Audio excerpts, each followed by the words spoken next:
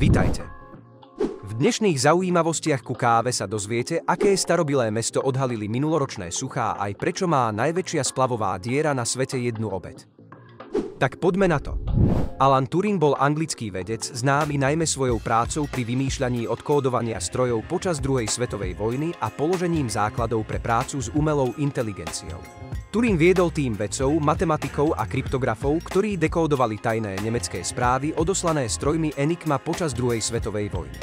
Napriek svojej matematickej a vedeckej genialite bol Turing otvorene homosexuál a v 50. rokoch bol odsúdený za hrubú neslušnosť za vzťah s mužom.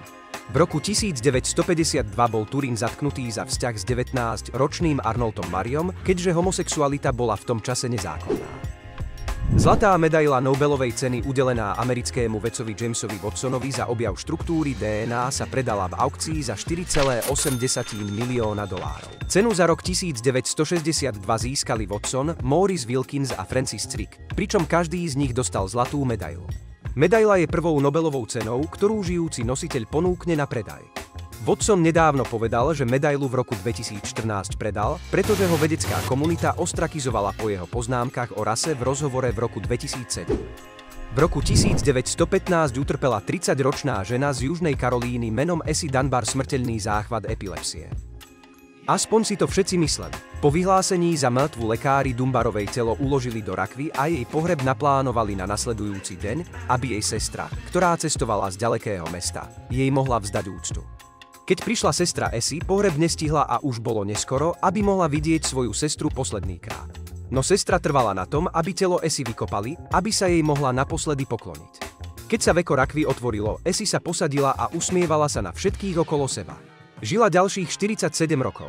Oznámenie o jej smrti v roku 1962 znelo: pre ženu z Južnej Karolíny sa koná posledný pohreb.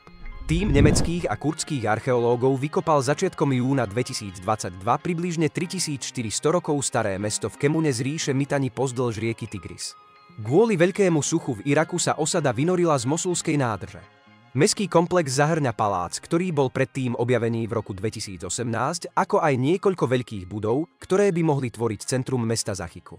Výskumníci sa domnievajú, že to mohlo byť dôležité miesto patriace pod ríšu Mitanni, asi 1550–1350 pred Kristom, ktorá mala kontrolu nad veľkými časťami severnej Mezopotámie a Sýrie. Gigantický otok Monticello Dam, ktorý sa nachádza na priehrade Monticello pri jazere Berryessa v severnej Kalifornii, funguje ako prepad jazera.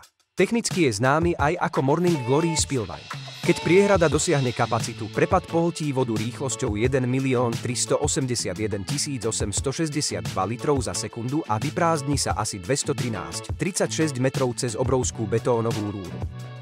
Nie je to bezpečné miesto na plávanie. V roku 1997 bol študent UC Davis pri plávaní vtiahnutý do otokovej diery a utopil sa. Mesto Praha je neslávne známe svojim nezvyčajným, často bizarným verejným umením, ktorého veľkú časť vytvoril český sochár David Černý. Ďalšie jeho dielo sa nachádza na exteriéri Žižkovskej televíznej veže a mnohým ľuďom naháňa hrôzu. Miminka, ako toto dielo pomenoval, pozostáva z 10 sklolaminátových sôch bábetiek, ktoré sa plazia hore a dole po veži. Každé z nich je približne 3,5 metrov dlhé, 2,6 metrov vysoké a váži 250 kg. Ak sú obrovské deti pre niekoho málo strašidelné, tak namiesto tváre majú čiarové kódy. Rýchle myslenie kapitánky Moniky Kannovej zachránilo životy približne 185 pasažierom na palube lietadla SpiceJet, ktorý krátko po štarte začal horieť. Lietadlo SpiceJetu smerujúce do Dillí sa bezpečne vrátilo do Patny potom, čo palubný personál zbadal iskry vyletujúce z ľavého motora lietadla a upozornil pilotov. Kapitánka Monika Kanna, vedúca pilotka, konala pokojne a prevzala kontrolu nad situáciou. Po konzultácii s prvým dôstojníkom bal prítom Singhom Bhatiom vypla postihnutý motor a s nadváhovým lietadlom obratne pristála v Patne. Svojím rýchlym a pótovým konaním zachránila životy približne 185 pasažierom a posádke na palube lietadla. A sme na konci tohto videa. Veríme, že sa vám video páčilo a podporíte nás lajkom a odberom. Vidíme sa pri ďalšej časti.